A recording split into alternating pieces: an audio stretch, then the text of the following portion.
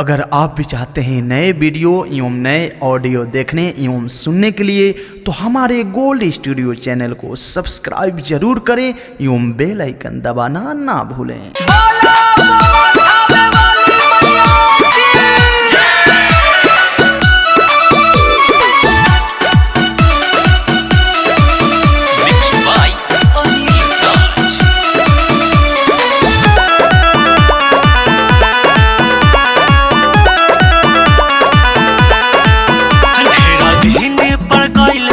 मेला छोड़ा दिले सब हमके अकेला ए सखी का बताई तेरा दिन पर गइल रहनी मेला छोड़ा दिले सब हमके अकेला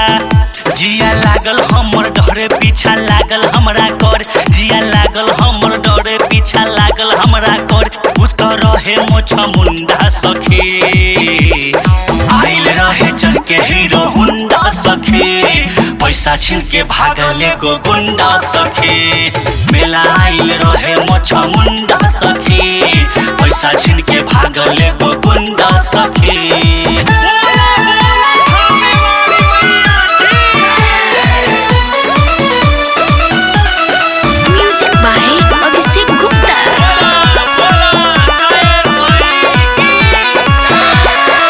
कथी से देवी माई के चुनरी चढ़ाई कथी से घर जिलेबी किन के जाई 10 गो 100 के नई का नंबरिया मेलवा घूमे खाती दिल रहे माई कथी से देवी माई के चुनरी चढ़ाई कथी से घर जिलेबी किन के जाई 10 गो 100 के नई का नंबरिया मेलबा घूमे खाती दिल रहे माई गर्दन गमा छा लगा के आँख पर चश्मा चढ़ा के गर्दन गमा छा लगा के आँख पर चश्मा चढ़ा के लेके घूमत रहे झुंडा सखी आइल रहे चढ़ के हीरो हुंडा सखी पैसा छीन के भागले गो गुंडा सखी मेला आइल रहे मोछा मुंडा सखी पैसा छीन के भागले गो गुंडा सखी।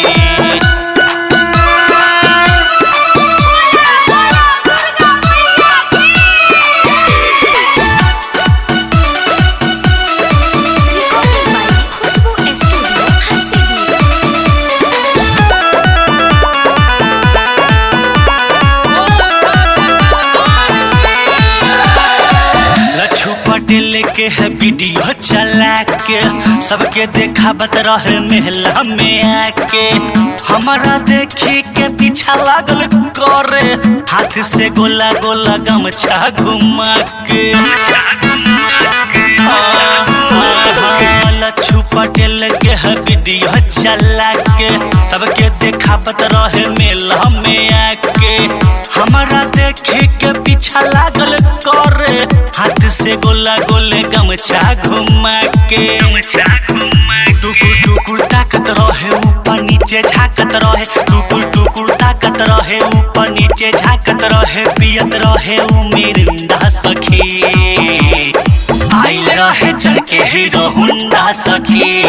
पैसा छीन के भागले गो गुंडा सखी मेला आइल रहे मोछा मुंडा सखी पैसा छीन के भागले गो गुंडा सखी।